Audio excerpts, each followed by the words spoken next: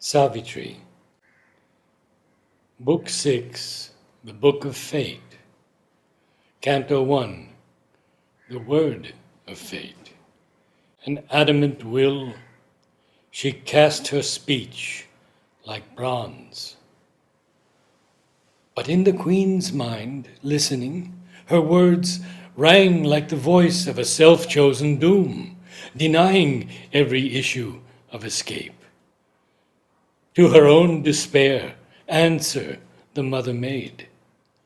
As one, she cried, who in her heavy heart labors amid the sobbing of her hopes, to wake a note of help from sadder strings.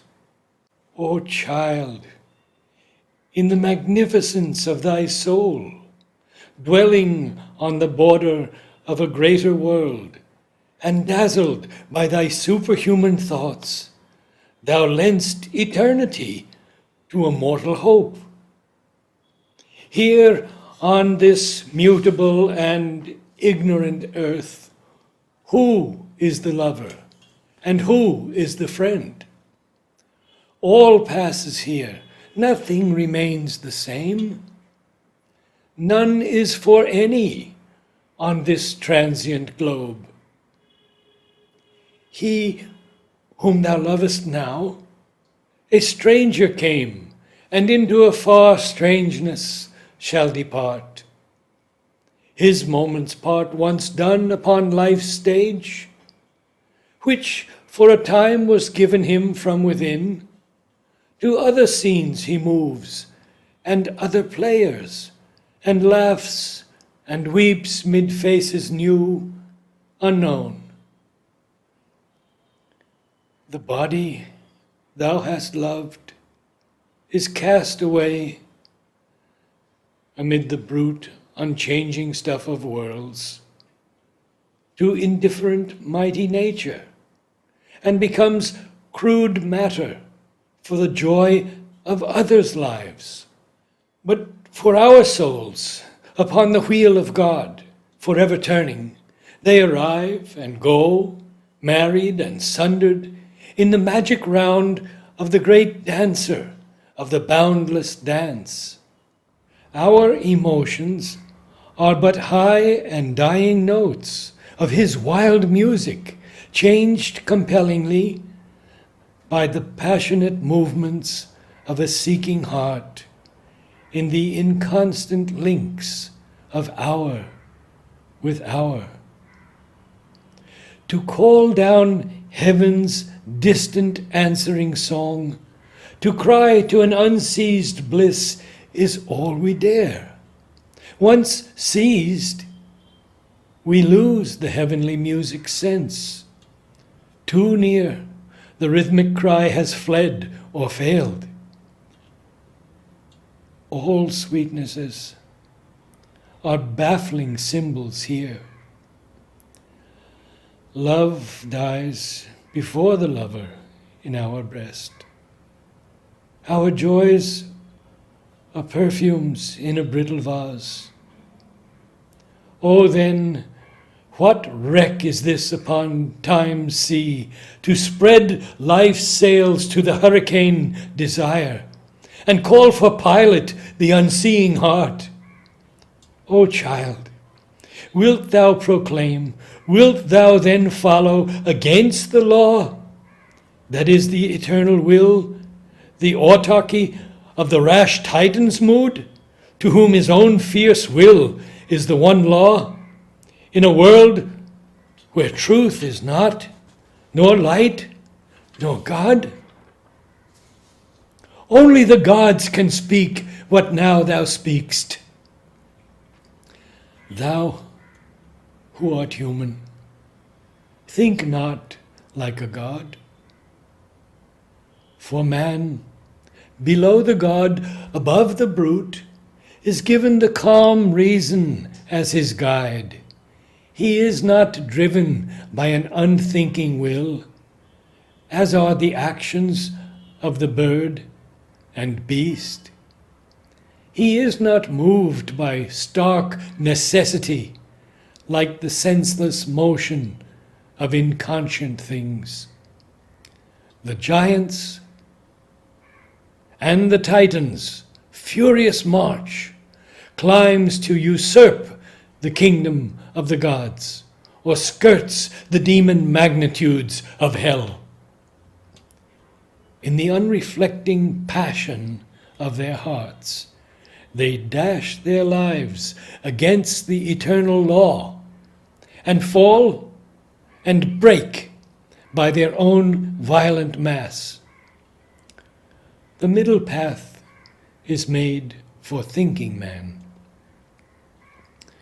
to choose his steps by reason's vigilant light, to choose his path among the many paths is given him, for each his difficult goal, hewn out of infinite possibility. Leave not thy goal to follow a beautiful face. Only when thou hast climbed above thy mind and livest in the calm vastness of the One, can love be eternal in the eternal bliss, and love divine replace the human tie. There is a shrouded law, an austere force. It bids thee strengthen thy undying spirit. It offers its severe benignancies of work and thought and measured grave delight, as steps to climb to God's far secret heights. Then is our life a tranquil pilgrimage, each year a mile upon the heavenly way. Each dawn opens into a larger light. Thy acts are thy helpers. All events are signs. Waking and sleep are opportunities given to thee by an immortal power. So canst thou raise thy pure, unvanquished spirit,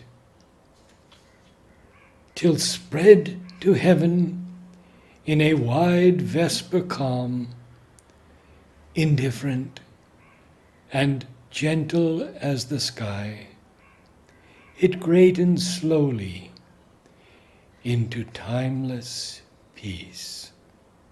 But Savitri replied, with steadfast eyes, my will is part of the eternal will.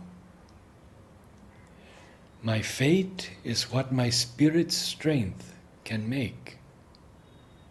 My fate is what my spirit's strength can bear. My strength is not the Titan's, it is God's. I have discovered my glad reality beyond my body, in another's being. I have found the deep, unchanging soul of love. Then how shall I desire a lonely good, or slay, aspiring to white, vacant peace, the endless hope that made my soul spring forth out of its infinite solitude and sleep?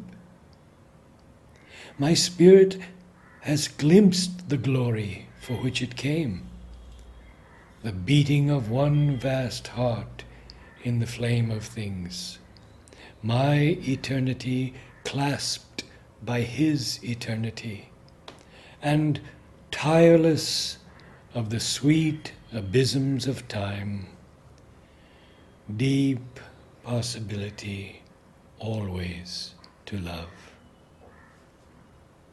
This is first, last joy, and to its throb the riches of 1,000 fortunate years or poverty.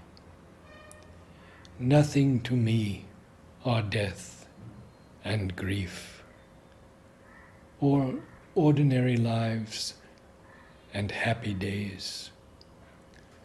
And what to me are common souls of men, or eyes and lips that are not Satyavans? I have no need to draw back from his arms and the discovered paradise of his love, and journey into a still infinity. Only now, for my soul in Satyavan, I treasure the rich occasion of my birth. In sunlight and a dream of emerald ways, I shall walk with him like gods in paradise. If for a year, that year is all my life, and yet I know this is not all my fate, only to live and love a while and die.